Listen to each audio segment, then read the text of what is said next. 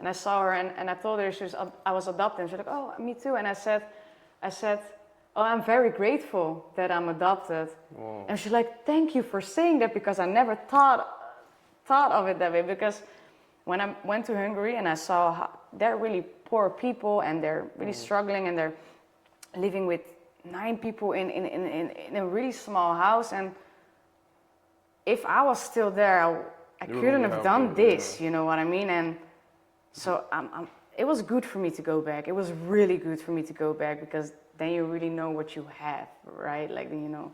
Do you think that was part of the reason you were put up for adoption? Yeah, they were really poor. If I stayed there, of course, when I met my biological mom, and unfortunately my biological father, I met him, but he passed away like a month or 2 ago. Wow. But so it was nice that I met him, you know. Yeah. That was really nice that I met him. And of course we talked like, yo, why did I got put up for adoption? And I was always so angry at my Dutch parents, like, why did they give me away? Or, you know, and if I find out that I have any other brothers and sisters living there, I'll be so mad, you know.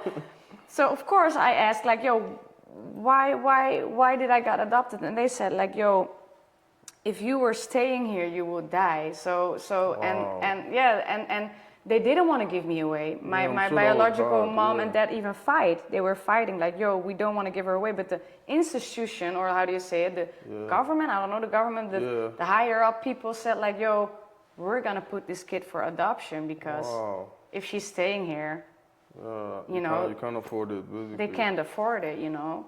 So it must have been. I even heard from my sister that even my biological sister told me that my mom and dad in Hungary were really fighting together. They were fighting that they had to give me up, and you know. So I'm sure that was hard. I'm sure that was really hard that for was, them to do, man. yeah. I mean, I don't have any children, so I don't know the feeling. But I think I know 100% for sure that my mom thought every day of me.